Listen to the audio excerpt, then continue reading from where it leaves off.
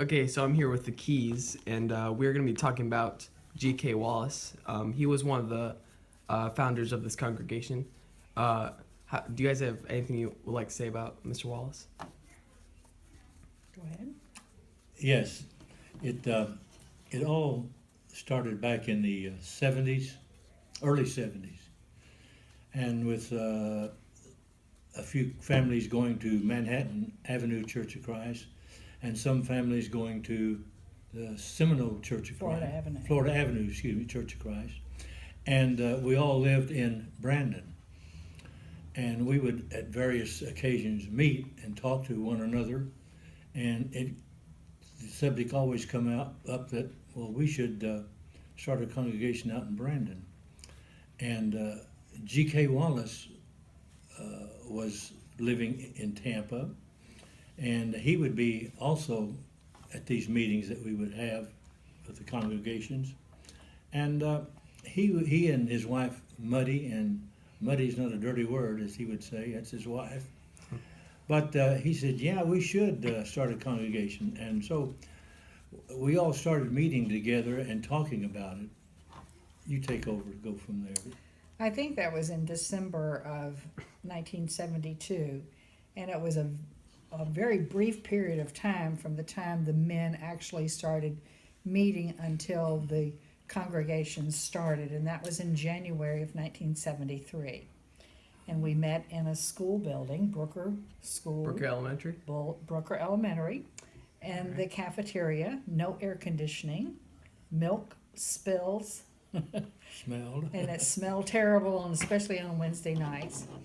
But GK was semi-retired at that point, and he was our main minister at that time, and he still did meetings for various congregations around the country. He was a very well-known speaker, but he was a wonderful man, had a great sense of humor, and loved young people, loved children.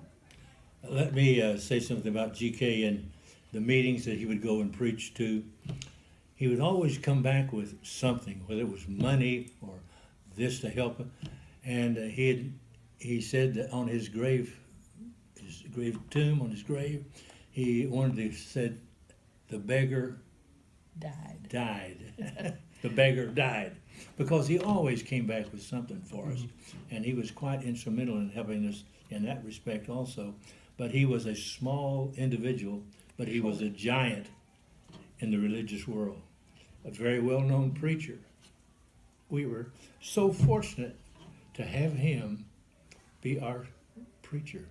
I think that's one of the reasons that the congregation started off strong, Yeah. and really the bones to stay strong all of these years has been that he was well grounded in the truth, and that he was able to guide this congregation from its infancy. Because the very first day that we met, we had about 35 people, and it has grown ever since then. And everybody pitched in and helped everybody. When I said a while ago that GK really loved the young people of the congregation, and it showed. But he was also not hesitant. If he was preaching and somebody was talking or the young people were misbehaving, he'd just stop. He'd look at you until you straightened up, and he would proceed.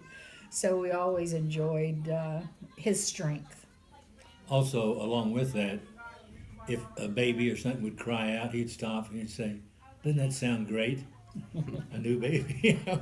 And he loved babies. Yeah. Also, he had as I said, a great sense of humor, and he and Muddy, his wife, would invite young couples to their home, and I think it was New Year's Eve that we would frequently go there. It was sometime around Christmas, I do remember that, but I think it was New Year's Eve.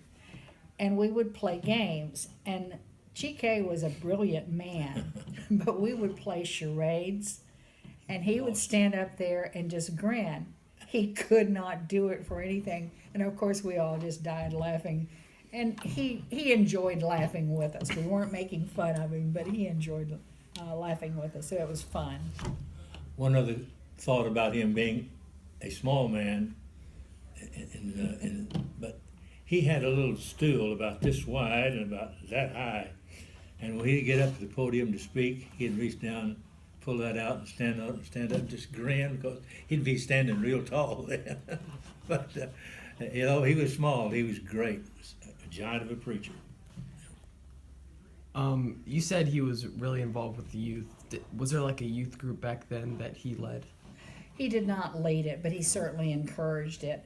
Because we were small, all the parents pitched in, and we really didn't have a youth minister for quite a while. Perhaps. But all the parents were very involved. At that particular time, we had turned our garage into a playroom, and every Sunday night, my grocery bill went up quite high because all the kids would be at our house on Sunday night especially.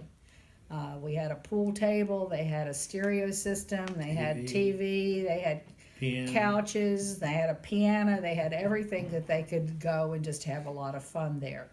And one interesting thing, this is nothing to do with GK, but it's funny.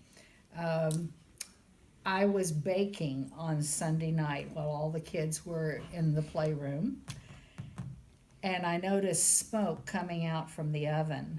And so I just calmly walked in and said, "We have a problem, and I want all you kids to go outside immediately. Go to our neighbors, ask for fire extinguishers," because I didn't know what was happening. And one of the guys in the youth group ran to one of our neighbors, and he asked them if they had a not a fire extinguisher, but he had asked if they had a flamethrower.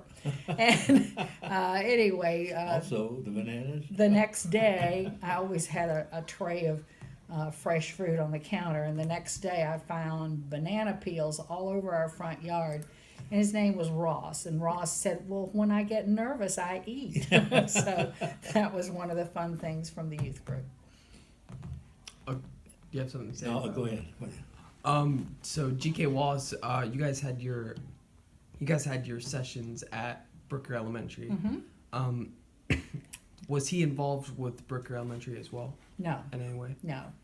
We were just, I don't even remember who got that particular school building. Might have been Clinton, I don't remember, or it might have been Pascal and Sally, I don't remember.